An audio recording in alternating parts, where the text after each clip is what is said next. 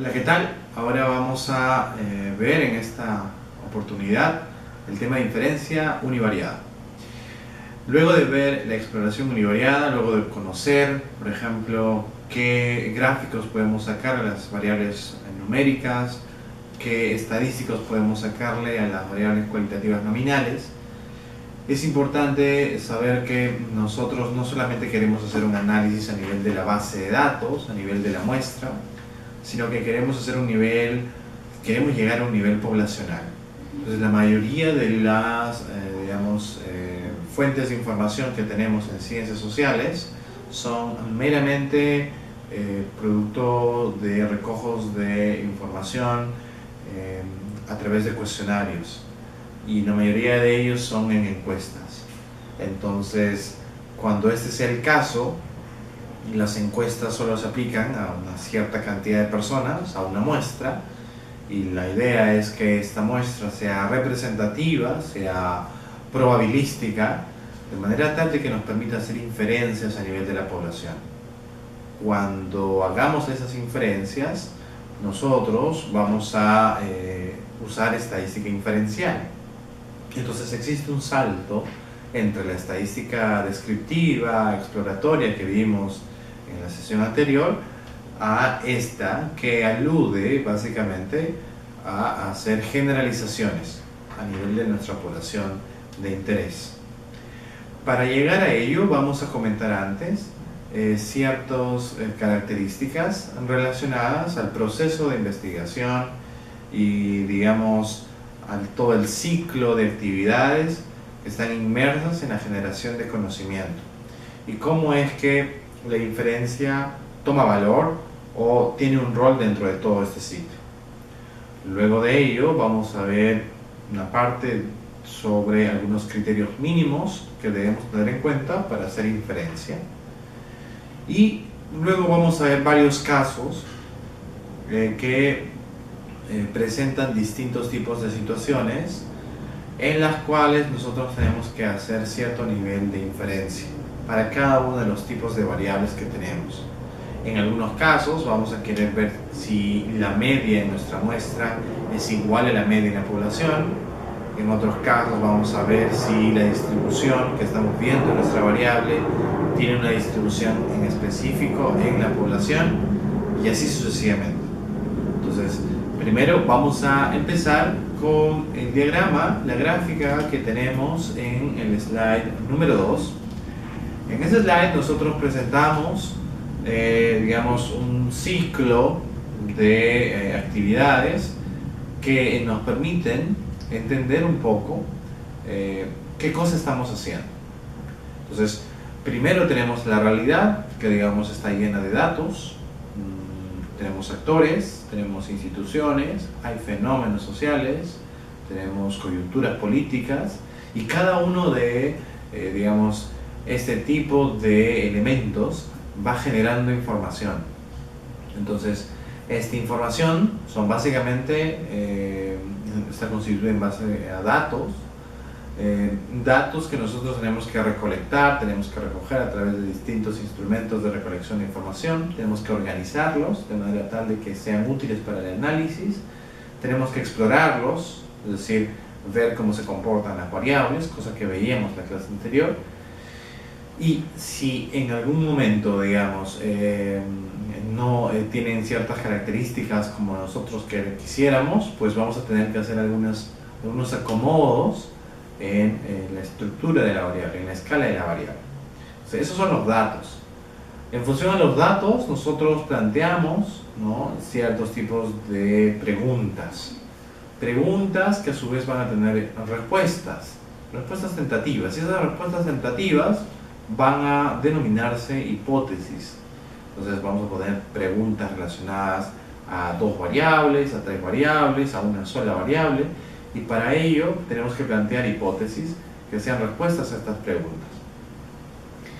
Todas estas respuestas y preguntas y objetivos y variables y datos son elementos constitutivos de nuestro diseño de investigación. Entonces, luego vamos a ver que después de haber preparado los datos, tenemos que hacer modelos. Modelos son básicamente la aplicación de técnicas estadísticas en función a una relación de variables que nosotros consideramos que existe en la realidad. Entonces vamos a ver el tema de modelos más adelante, pero básicamente ahí lo que estamos haciendo es darle una interpretación a nuestros datos. Luego sigue el tema de la información, en el sentido de que lo que podamos obtener luego de haber aplicado nuestro modelo debe de pasar un análisis de sensibilidad o de estrés y ver si podemos presentarlo, ¿no? Difundirlo a través de distintos medios de publicación y difusión. Entonces, ese es un ciclo. Cuando ya tengamos datos, hayamos explorado, preparado, haber hecho algún nivel de análisis inferencial, haber modelado, nosotros estamos creando conocimiento, porque puede ser que estemos replicando cosas anteriores, cosas que ya otros investigadores han hecho, con bases de datos parecidas a la nuestra, o que más bien estamos tratando de innovar y estamos trayendo cosas que van, digamos, a contrapunto, a contrapelo de lo que podría haberse creado antes o podría haberse discutido antes. En ese sentido, el conocimiento que se está generando está en cada una de estas actividades, desde que empezamos a recolectar los datos, tratar los datos y ver cómo podemos coger de mejor forma, hasta la parte de difusión. Cuando ya creemos conocimiento, lo más importante es que nosotros podamos tener algún nivel de injerencia, algún nivel de vínculo con las políticas públicas, con el Estado, con el gobierno, de manera tal de que puedan tomar en cuenta nuestro trabajo.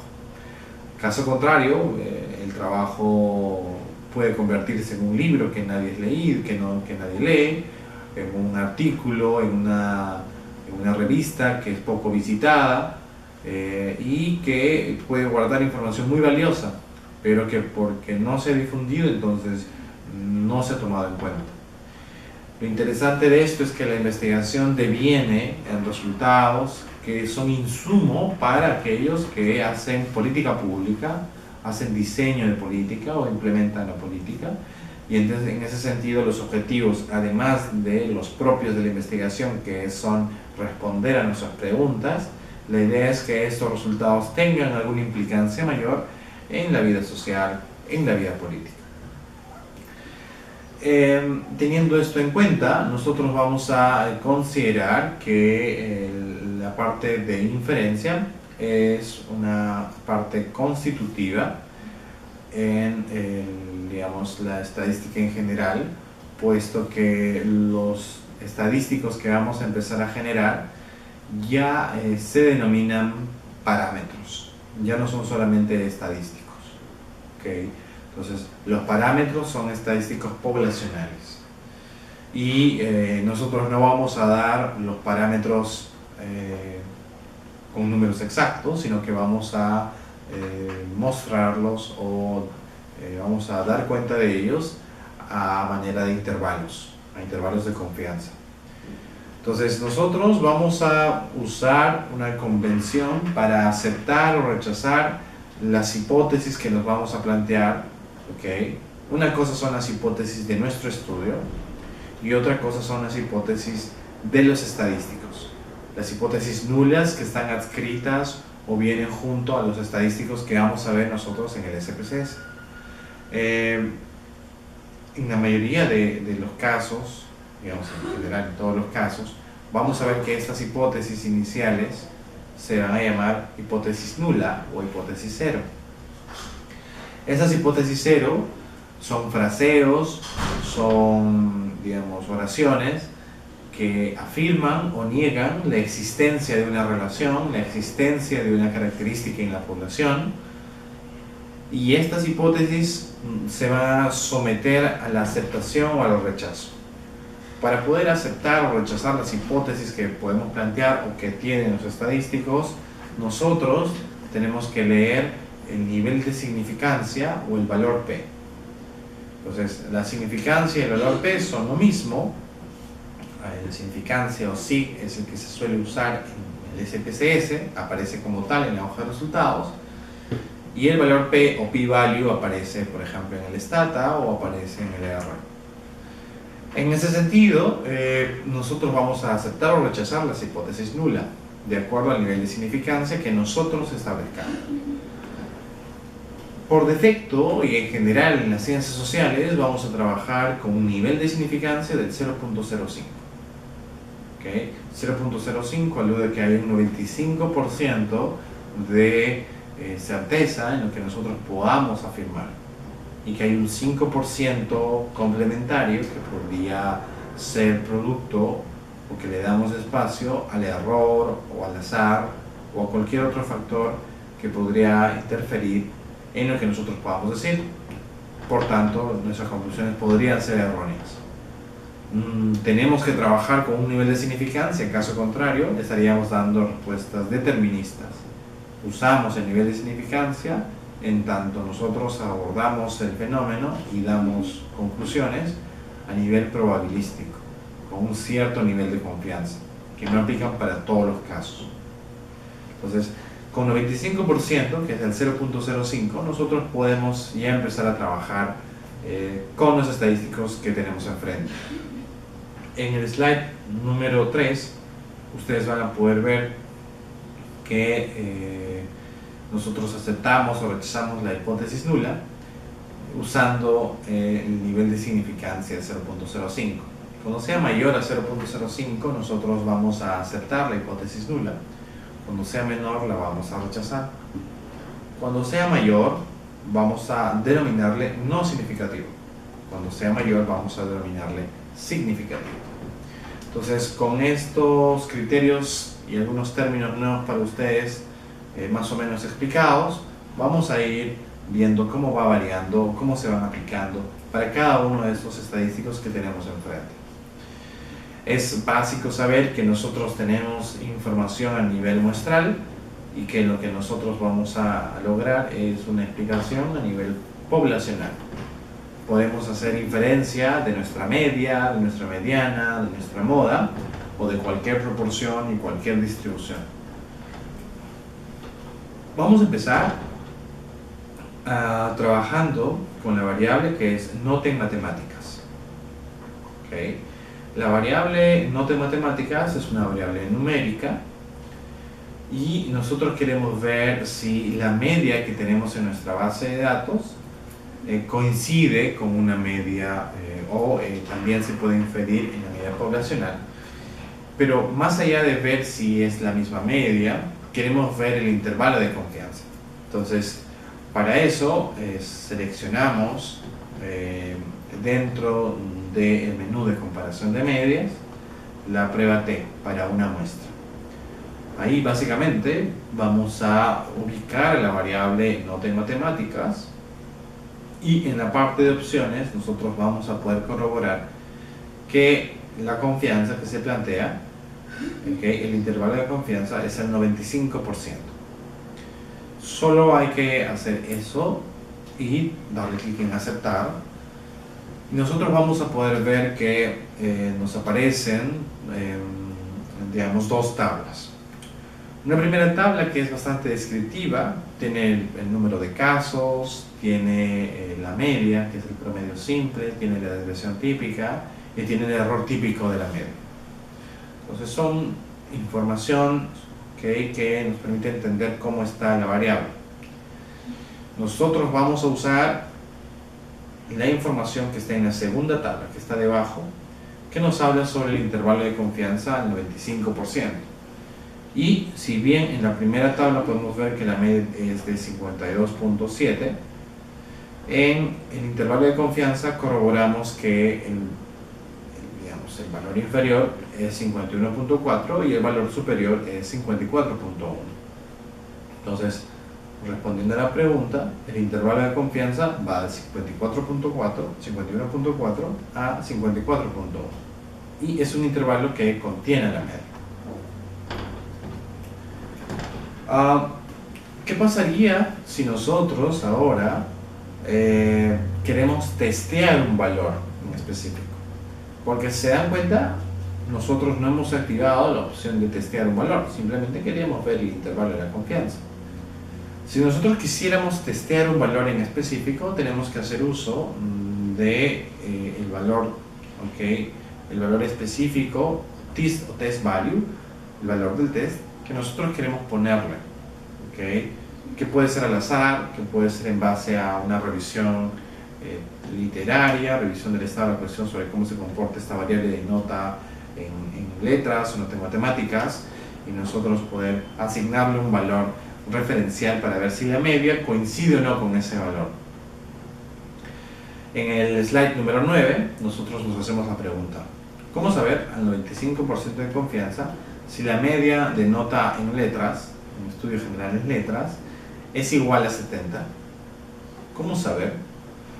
Sacando descriptivos de la nota en letras, podemos ver que la media es un tanto por ciento, que la media es 52.2, ¿ok?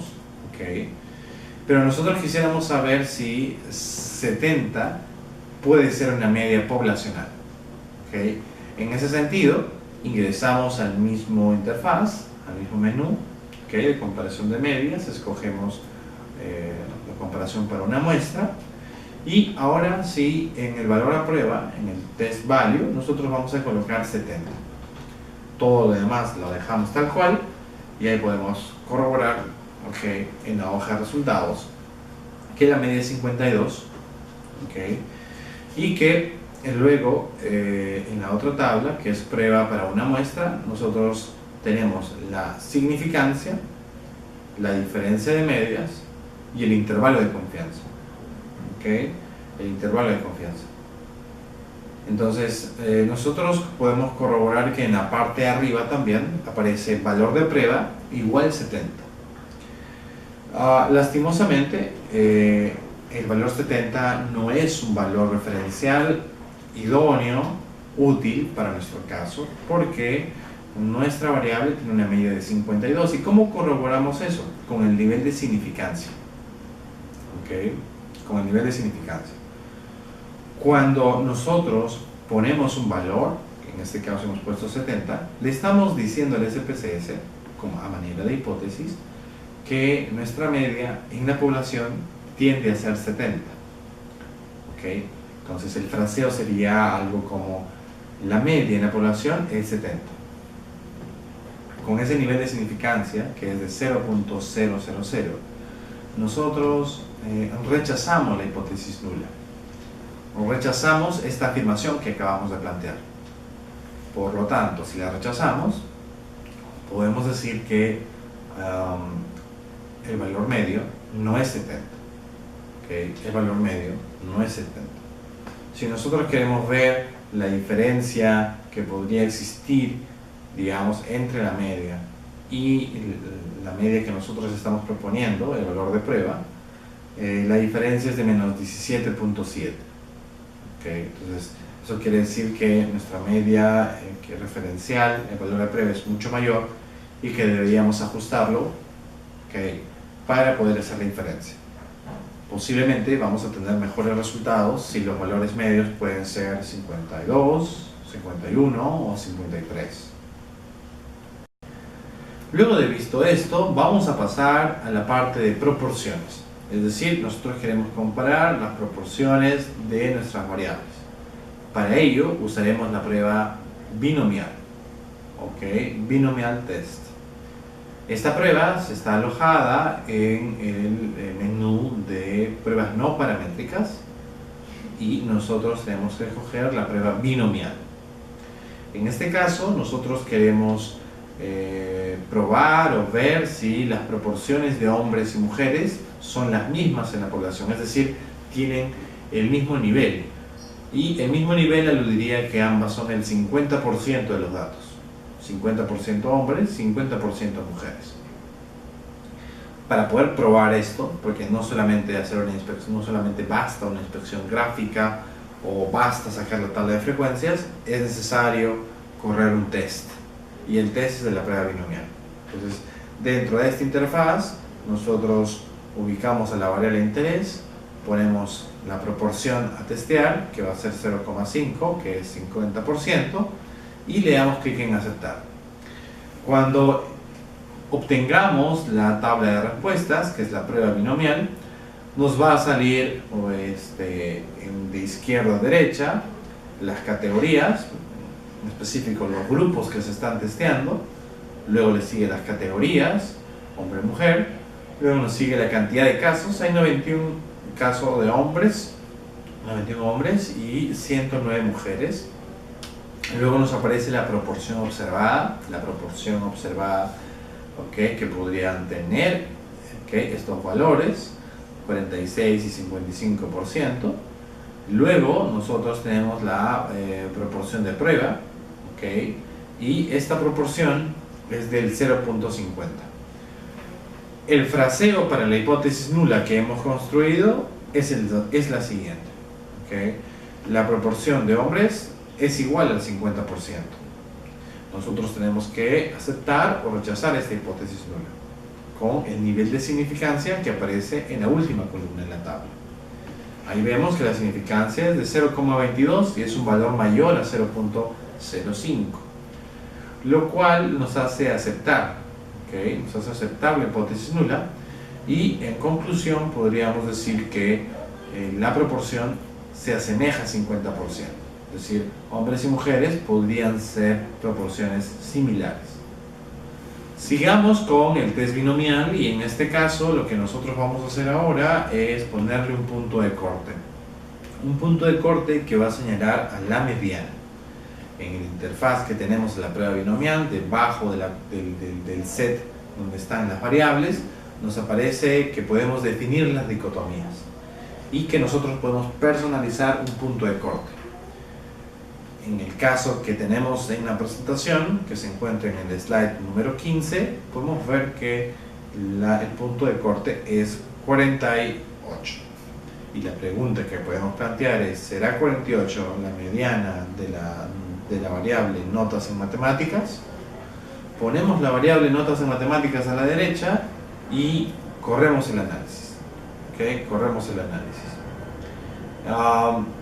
Estamos diciendo que la mediana, ¿okay?, va a ser 48. Entonces vemos que la tabla binomial se configura de la misma forma, ¿okay?, se configura de la misma forma que en el caso anterior. Tenemos a los grupos, grupo 1, grupo 2 en notas en matemáticas. Tenemos a la categoría, la primera es menor o igual a 48, la segunda es mayor a 48. Luego tenemos la cantidad de casos, 61 y 139. Luego tenemos las proporciones observadas, ¿okay?, 0.31, 31% para el caso de menores iguales a 48 y 70% para cuando son mayores a 48. Luego tenemos la proporción a prueba, que la habíamos dejado y que evidentemente alude al valor que está en el medio, la proporción al 50%. Y al costado aparece la significancia bilateral, ¿okay?, la significancia bilateral que nos sale menor a 0.05, lo cual nos lleva a decir que tenemos que rechazar la hipótesis nula de que la mediana es 48. Podrá ser otro valor, pero no 48. ¿Okay? Entonces, igual nosotros podemos seguir trabajando con el test binomial. Vamos a usar ahora, por ejemplo, la variable tipo de universidad, ¿okay?, tipo de universidad, que tiene dos categorías, pública y privada. Y aquí nos vamos a plantear la siguiente pregunta. Si se observa la distribución, ¿okay?, para esta variable, vamos a tener frecuencias público y para privado. Tenemos que, por ejemplo, son 168 para el caso público y son 32 para el caso privado. Nosotros queremos ver si será probable, ¿no?, que realmente la población estudiada tenga un 80% de alumnos en universidades públicas. El 80% de los que están en nuestra muestra están dentro de universidades públicas, y queremos usar esta información para hacer la inferencia en la población. Entonces vamos a decir que la hipótesis nula que estamos planteando es que el porcentaje de los estudiantes, ¿okay?, en universidades públicas es al menos 80%, entonces llega hasta 80%. El resto va a ser por universidades privadas. Entonces nosotros ponemos la variable tipo universidad. En lugar de poner proporción 50% como estaba hace un rato, vamos a escoger la proporción de 80%. Y vamos a dejar la selección de punto de corte y vamos a usar la opción de que define la economía en función a la base de datos, get from data, de manera tal de que pueda hacer la comparación de porcentajes. ¿Okay? La tabla ya la hemos venido explicando, lo que hay que leer es la proporción de prueba, que es 0.8, y el nivel de significancia. Una significancia mayor a 0.05, es 0.09, por lo tanto hay que aceptar la proporción puesta en prueba, y podríamos decir que los que están en una universidad pública representan el 80% de nuestra variable, de todo nuestro conjunto de datos. ¿Okay?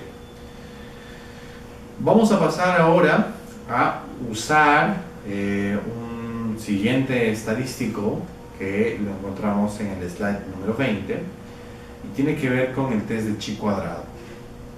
¿Okay?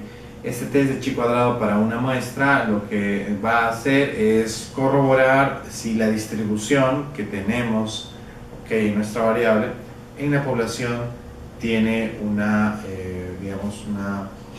patrón bastante uniforme, que todas las categorías tengan la misma frecuencia, es decir, que no haya frecuencias distintas. Entonces, si queremos corroborar que la distribución sea uniforme, usamos el estadístico de chi cuadrado. En este caso, lo que nosotros tenemos es que hay que ingresar a la parte de test no paramétricos y cuadros de diálogo antiguos, y ahí usamos la prueba de chi cuadrado. Nosotros vamos a hacernos la siguiente pregunta: ¿podemos pensar que las razas realmente se distribuyen de manera uniforme en la población? Podemos plantear eso. Si vemos el estadístico, digamos, las frecuencias para esta variable, vemos que los porcentajes válidos van del 12% para el caso de una raza hispánica, 5.5% para los asiáticos, 10% para una raza africana y 72.5% para la raza que es considerada como blanca. Entonces queremos ver si estas distribuciones son uniformes, ¿okay? Y entonces nosotros vamos a escoger la opción de que todas las categorías son iguales y le damos clic en aceptar. En la hoja de resultados nos aparece la estadística de contraste. En esta estadística nosotros vamos a poder ver que aparece el chi cuadrado y tiene su nivel de significancia. La hipótesis nula, cuando nosotros hacemos clic en que todas las categorías son iguales, es que la distribución es uniforme. ¿Okay? La distribución es uniforme. Si hay 4 categorías, cada categoría es el 25%. Si hay 5 categorías, cada categoría es el 20%. Entonces, con ese nivel de significancia, que es menor a 0.05, vamos a rechazar la hipótesis nula. Y como la rechazamos, podemos decir que la distribución no es uniforme. Vamos a plantear en ese caso una distribución que puede parecerse lo más posible a esa que vimos en la tabla de frecuencia. Para ello volvemos a nuestro menú del test de chi cuadrado y en lugar de hacer clic en que todas las categorías sean iguales, vamos ahora a personalizar con valores específicos. Para ello nosotros podemos ver el slide número 22 de la presentación.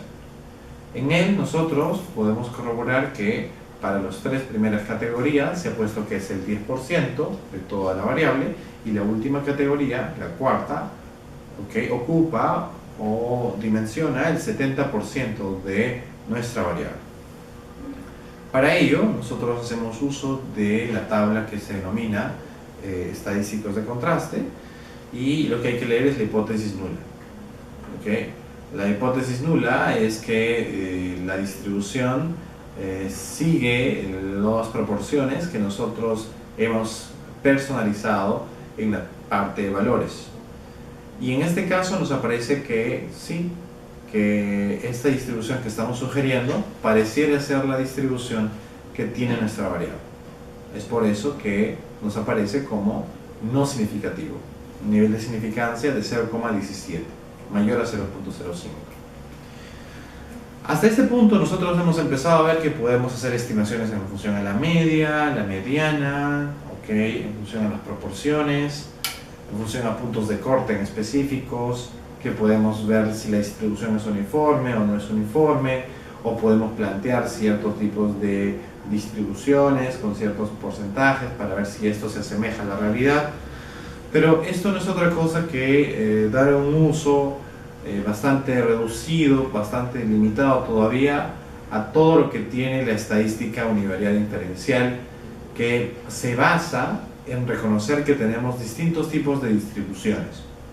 En el slide número 24, en el slide número 24 y número 23, nosotros vamos a poder ver que existen distribuciones para la variable discreta, que son conteos, y para la variable continua, que digamos incluyen decimales.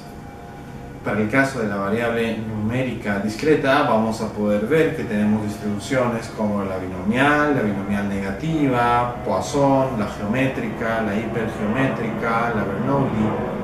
Y para el caso de la distribución continua, vamos a poder ver que tenemos a beta, Cauchy, gamma, ¿okay? Pareto, T-de-Student, Weibull, la distribución uniforme, que también es parte de esto, la log normal y otras más que nos sirven para hacer los tests, ¿okay? Las comparaciones a nivel de población.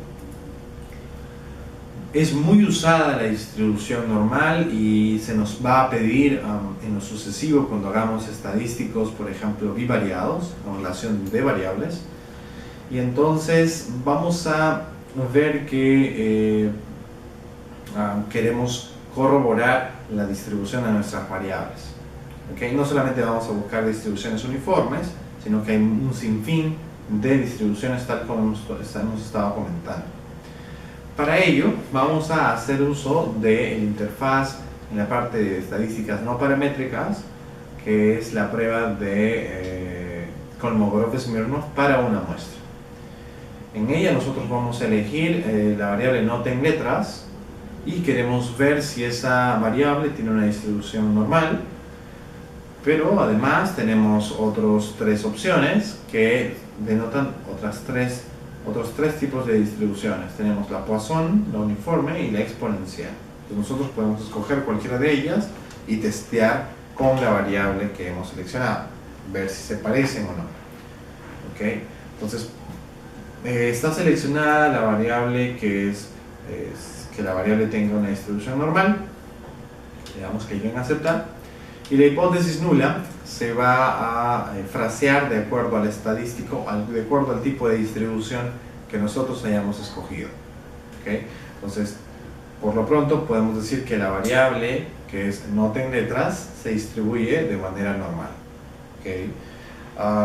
Con el nivel de significancia que tenemos ahí en la tabla número 26, podemos concluir que es 0.02, por lo tanto es menor a 0.05, con lo cual nos hace rechazar la hipótesis nula. Si la hipótesis nula nos decía que la variable se distribuye de manera normal, pues en este caso estamos diciendo que la variable no se distribuye de manera normal. Estamos rechazando la hipótesis nula. Otro menú bastante interesante que nos permite ver de manera gráfica si nuestras variables tienen una distribución en específico es la de los gráficos PP, que es P-P, pp-plots. Y estos gráficos se encuentran en la parte de estadísticos descriptivos. Y ahí tenemos estos gráficos, ustedes seleccionan y en la parte de prueba de distribución ustedes van a poder ver que tenemos distintos tipos de distribuciones. ¿Okay? Ustedes ahí escogen, por ejemplo, la parte de normal, ¿okay? La parte normal, y ustedes ponen ahí la variable nota en comunicación. Vamos a escoger esta variable, ¿okay? Y nos va a aparecer un gráfico que tiene una línea diagonal. En este caso, lo que se está relacionando es la probabilidad acumulada esperada con la probabilidad acumulada observada. Lo que vemos en los datos en la vida real, en la variable, y lo que se espera luego de hacer el test. ¿Okay? Entonces, Cuando relacionamos estas dos variables, lo que nosotros queremos ver es que los casos que están visualizados con circunferencias pequeñas se acerquen lo más posible a la recta diagonal. ¿Okay? Entonces, si nosotros queremos testear algún tipo de distribución, pues nosotros tendríamos que escoger o que ver que los casos se relacionen o estén muy pegados a nuestra línea diagonal. Si están muy pegados, entonces la distribución se acerca, ¿okay?, a la normal. Si los casos se alejan de la diagonal y tienen cualquier otro patrón, podemos decir que la variable que hemos escogido no tiene una distribución, ¿okay?, normal. Podemos ir probando con otros tipos de distribuciones y ver hasta qué punto hay un parecido, es decir, hay un parecido entre los casos y la recta diagonal. ¿Okay? Puede ser que se superpongan o puede ser que se planteen en algún costado, pero el tema es que mantengan la misma pendiente. En nuestro caso tenemos que no siempre están muy cerca, ¿okay? Hay como dos momentos en los cuales se van distanciando de la recta diagonal y por lo tanto hace que nosotros no podamos corroborar la distribución que queramos. Con este gráfico nosotros buscamos que los casos que están, digamos, ejemplificados por estas pequeñas circunferencias se acerquen lo más posible a la recta diagonal. Si ese es el caso, si tenemos un buen acercamiento, podemos decir que nuestra variable cumple con una distribución que nosotros hemos escogido. Para este caso, la distribución normal. Si las circunferencias se alejan de esta recta diagonal y tienen cualquier otro patrón, entonces podemos decir que nuestra variable no se distribuye de la forma que nosotros hemos escogido. Con esta última gráfica y con este último test, digamos, en cierta forma, nosotros podemos ya empezar a hacer algo de estadística inferencial univariada. Es bueno precisar que la parte inferencial no tiene, digamos, una gran concentración solo en univariada. La mayor parte de lo disponible en el SPSS y en otros paquetes se encontraría, digamos, en la estadística inferencial bivariada, que es el tema que vamos a ver a continuación en la siguiente sesión, y que por lo pronto solamente nos permite corroborar ciertos estadísticos que sacamos a nivel de muestra, y si estos se parecen, ¿okay?, o se acercan a los que podrían ser en la población. Puede ser con criterios digamos proporcionales, con puntos de corte que nosotros escojamos, ¿okay?, o simplemente pueden ser el uso de distribuciones que tienen por defecto, ¿okay?, configuraciones que tienen por defecto ciertos estadísticos, como el chi cuadrado, ¿okay?, o la de la prueba de Kolmogorov-Smirnov. En ese sentido, podemos decir que luego de la estadística exploratoria univariada, podríamos empezar a hacer ejercicios con la inferencial univariada, de manera tal de que podamos conocer un poco mejor cómo están nuestros valores, nuestros estadísticos en la población.